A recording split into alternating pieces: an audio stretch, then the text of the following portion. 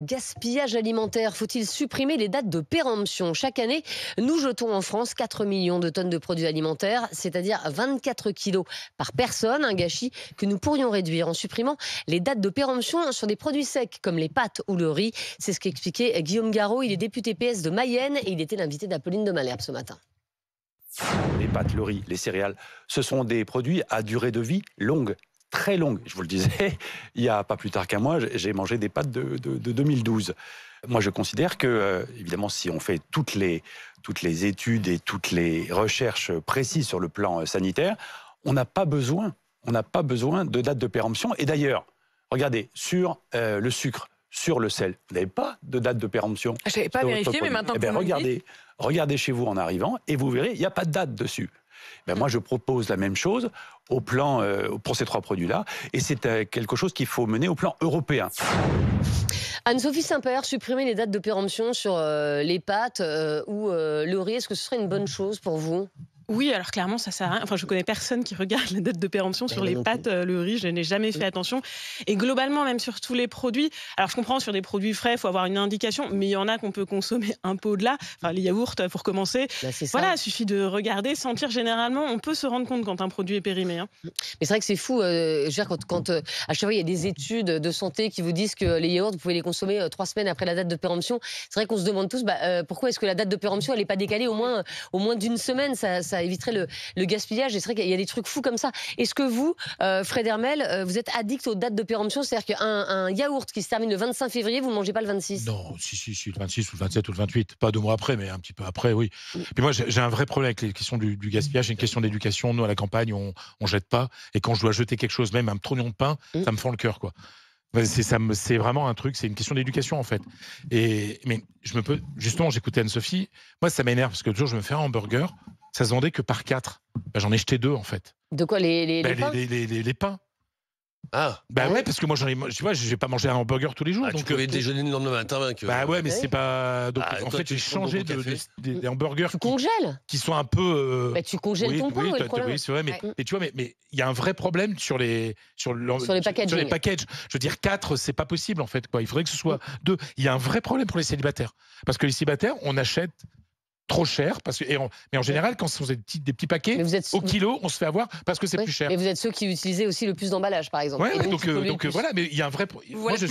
C'est une forme de gaspillage qui, moi, m'énerve aussi, quoi. Vous gaspillez, Juliette Brien, si vous faites hyper gaffe? Non, je fais vraiment très gaffe au gaspillage. C'est vrai, c'est pareil.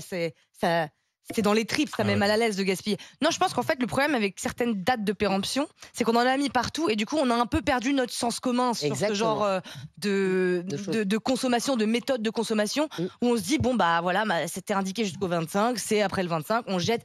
Vraiment, c'est assez insupportable. Vous savez très bien qu'un yaourt peut se consommer au-delà. Il suffit de l'ouvrir, de regarder et vous voyez immédiatement à l'odeur, à la vue, si le yaourt est encore consommable. 3 semaines après sa date de péremption. Mais moi, j'y arrive pas. 3 semaines. Pour un yaourt. Voilà. Non, mais moi, il n'y a aucun danger pour la santé. Après, il y a des produits. 10 jours, pas plus. Au-delà de 10 jours, c'est le goût qui change. Mais pour un yaourt nature ou aux fruits ou un yaourt sucré, c'est 3 semaines. Voilà. Après, pour le reste, j'ai déjà, il y a des produits où ça peut être dangereux. Je veux dire, la viande, le poisson, les œufs, ne faites pas n'importe quoi avec ça. Non, mais sans les œufs, tu sens tout de suite. Mais peut-être effectivement qu'on devrait revoir parce qu'il n'y a pas que la consommation personnelle qui fait gaspiller avec le manque de sens commun. Il y a aussi les supermarchés qui doivent jeter des kilos et des kilos. Alors maintenant, ils peuvent donner. Oui, et c'est vrai. Il y a eu une amélioration là-dessus. À Too Good To Go ou à des choses, à nous gaspiller, mais etc. on continue quand même de gaspiller. Et c'est vrai que peut-être il faudrait revoir ces dates de péremption qui sont légèrement abusives pour beaucoup de produits. Exactement. Apolline Matin, ce matin sur RMC. Faut-il sauver le Fort Boyard? Le célèbre édifice de la Charente-Maritime qui accueille le jeu télévisé est en très mauvais état. Un grand plan de rénovation est prévu, mais celui-ci coûte 44 millions d'euros, dont 29 millions pris en charge par le département. Et de nombreux habitants s'insurgent contre cette dépense faramineuse. C'est ce que nous expliquait ce matin notre correspondant dans l'Ouest, Pierre Bourgès. Cette dépense a du mal à passer chez certains. Le département fait face à de nombreuses difficultés budgétaires. Il a réduit de moitié les subventions aux associations sportives et culturelles en 2025. On ne fait pas le bon choix. Ces travaux se font au détriment du quotidien des gens. Voilà ce que me dit le président d'un club de sport professionnel qui menace de fermer à cause de cette réduction des subventions. J'adore Fort Boyard, mais c'est n'importe quoi. Ce n'est pas une priorité, s'agace un élu d'opposition du département. 40 millions d'euros, c'est 2 nouveaux collèges. La présidente présidente de Charente-Maritime assume quant à elle son choix. Plus on attend, plus les travaux coûteront cher, m'explique-t-elle. Pour l'élu, Fort Boyard est un symbole du département. Il faut transmettre ce patrimoine et je ne prendrai pas la responsabilité de laisser tomber le fort au fond de l'eau. Fred Hermel, on le garde ou on le garde pas ou on le répare ce phare? Si je ne dis pas de bêtises, c'est Vauban, quoi. C'est notre histoire, c'est Louis XIV. Enfin 44 millions quand même. Bah oui, mais à un moment il faut savoir ce qu'on veut. On veut rester un pays avec une mémoire ou on veut être un truc qui n'existe plus, quoi. Voilà, oui, il faut. Par contre, ça peut être une souscription privée, quoi. Voilà, ça peut être. Il faut demander à Bernard Arnault, il a donné pour Notre-Dame. Non, mais voilà, on peut mettre de l'argent du département, mais aussi compléter avec une subvention ou avec une souscription, les gens qui ont envie de financer. Mais à un moment, il faut qu'on garde notre histoire, sinon on ne sera plus rien. On n'est déjà plus grand-chose. Oui. Enfin, moi, ce qui me choque, c'est que ce soit les habitants du département qui soient obligés de payer, parce que Fort Boyard, il appartient à tout le monde. Vous dites c'est le patrimoine français, c'est pas que les habitants de La Rochelle. Oui, mais aussi ça ramène des gens. Voilà. Oui, mais ça ramène Oui, mais enfin, ceux qui vont visiter Fort Boyard, c'est pas les gens de la région, c'est aussi des gens qui viennent. Mais ils viennent, et c'est le tourisme, c'est tout ça. Donc c'est normal. Ouais, c'est pas forcément juste à eux de payer. Juliette Vriens, on fait quoi? En fait, le problème, c'est que pour le patrimoine, généralement, en fait, personne ne veut payer. Mais si on le laisse s'effondrer, tout le monde va râler aussi. Bah oui. Et finalement, tout le monde veut préserver le patrimoine. Bien sûr qu'on n'a pas envie que le fort de Fort Boyard s'effondre et que son histoire s'effondre avec. Mais il faut, je pense, dans la conservation du patrimoine. Donc déjà, l'État français fait beaucoup. On est un des pays qui fait le plus. Et je trouve ça très bien. Mais je pense qu'il faut solliciter les cœurs généreux de la population. Je pense que pour Stéphane Bern passe un appel. Non, mais oui, c'est vrai. Pour certains monuments, il y a des gens qui sont plus attachés à certains monuments qu'à d'autres, et qu'on lance une grande levée de fonds privée et généreuse. Je suis sûre que ça pourrait fonctionner, et que peut-être il y a des gens qui n'ont pas envie de financer la restauration d'une petite église au fin fond d'un village du Gers alors qu'ils habitent à l'autre bout de la France, mais qu'ils aimeraient pouvoir participer à la préservation d'un monument qui se trouve juste à côté de chez eux. Et donc peut-être qu'il faudrait innover de manière à trouver de nouveaux fonds pour le patrimoine comme celui-ci. Les GG ce matin sur RMC, 3 mois à Matignon pour François Bayrou, stop ou encore nommé au poste de Premier ministre le 13 décembre dernier. François Bayrou semble pour le moment rester inamovible en parant les différents coups de l'opposition, mais pas de quoi fanfaronner pour le chef d'entreprise Mourad Boudjelal. Moi, Bayrou, le problème c'est que déjà en étant maire de Pau, il avait déjà dépassé sa limite intellectuelle. Alors en tant que Premier ministre, je vous en parle même pas, moi il me fait penser à un personnage de Tex Avery qui s'appelle Droupi. C'est-à-dire que quoi qu'il se passe autour de lui, le monde s'écroule. Droupi, il vit sa meilleure life et il dit « I'm happy ». François Bayrou, c'est un petit peu ça. Il est heureux, il est content, il voulait être Premier ministre. Il est Premier ministre, il se regarde tous les matins dans la glace, il se dit « Putain, je l'ai fait, je suis Premier ministre ». Il en rêvait, il l'a fait. Le reste, il n'en a rien à carrer. Il va durer, bien sûr qu'il va durer. Parce que quand tu fais rien, tu peux que durer. Et c'est vrai que quand même, François Bayrou, 3 mois à Matignon, on ne s'en rend pas compte. Le temps passe si vite. Anne-Sophie Saint-Père, on lui prédisait quelques jours seulement. Et là, ça a l'air de durer. Hein, et on se dit même qu'il pourrait échapper peut-être à des législatives anticipées. Oui, alors moi j'ai l'impression que ça faisait plus longtemps que 3 mois. Comme quoi, oui, le temps est différent pour chacun. Mais non, mais c'est très. Enfin, là, on est quand même dans une solution qui ne satisfait absolument personne depuis cette dissolution, ces élections. Donc en fait, Bayrou à un autre, ça restera toujours cette problématique. Alors le cap du budget est passé, donc là on va rentrer dans des petite proposition de loi de consensus parce que en fait voilà, va falloir continuer. Plus on a quand même une situation internationale qui est extrêmement compliquée, qui justifierait de pas avoir trop d'instabilité. Donc voilà, ça a l'air de vous ravir en tout cas. Non mais la situation politique me ravit pas. Après je pense que je suis pas tout à fait la seule. Il est aussi pris dans l'affaire Betaram où apparemment il a en plus versé beaucoup de subventions publiques en connaissance de cause à l'établissement scolaire alors qu'il savait qu'il y avait des violences au sein de cet établissement. Ça, il va être auditionné. Donc on verra ce que ça donne. Rien de tout ça n'est très satisfaisant et en même temps je ne vois pas de solution de sortie vu l'imbroglio politique qui a été lancé avec cette dissolution et la non prise en compte du résultat des élections.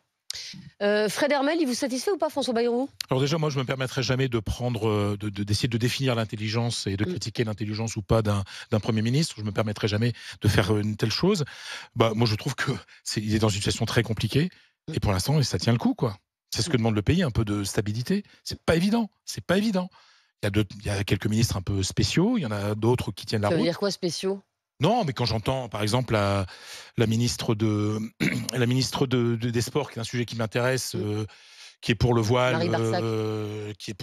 alors que dans les compétitions sportives, alors que le Premier ministre se définit comme laïque. En tout cas, il faut avoir une politique laïque dans le sport. Je trouve que c'est un peu compliqué. Voilà, il y a parfois des dissonances dans ce gouvernement, mais il tient le coup, quoi. Et donc, le pays a besoin d'une certaine stabilité. On va pas se remettre à attendre des semaines et des semaines pour un nouveau Premier ministre et avec des motions de censure et des renégociations. Non, c'est un monsieur d'expérience, un monsieur cultivé, intelligent et qui, pour l'instant, permet, j'insiste, cette stabilité qui nous va bien. En tout cas, il ne se passe pas grand-chose quand même. Oui, mais déjà, c'est déjà ça. Voilà. C'est tout un art. Il ne se passe rien. Mais c'est un art. Oui, bien sûr. Enfin, c'est vrai qu'il ne se passe pas grand-chose.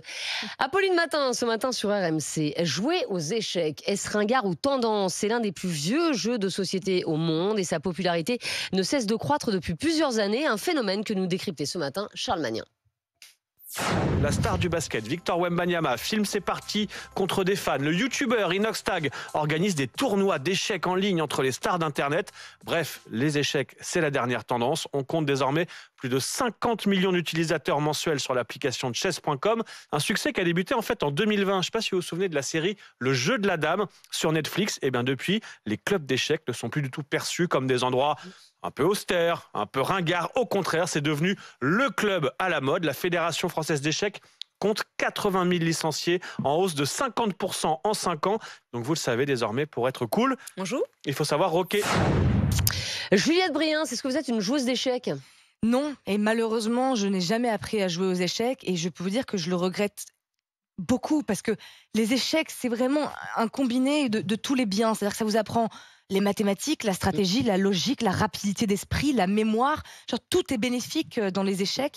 En plus, ça rassemble. Je suis passée la dernière fois au Jardin du Luxembourg. Effectivement, très tendance les échecs au Jardin du Luxembourg. Il y avait plus une seule table de livres. Et alors, toutes les générations, des vieux, des jeunes, de toutes les couleurs, tout le monde était rassemblé autour des tables de ceux qui jouaient. J'ai trouvé ça extraordinaire, ça m'a vraiment fait regretter de ne jamais avoir appris. Donc je vous conseille, et à tous les jeunes parents, et je me le conseille à moi-même, de permettre à ses enfants de jouer aux échecs. Après, c'est pour toute la vie, et c'est tellement enrichissant. Les règles sont simples. Après, c'est savoir jouer, mais les règles au départ, en 1 heure, je veux dire, tu apprends à jouer aux échecs. Hein. Tu connais le déplacement de la tour, du fou.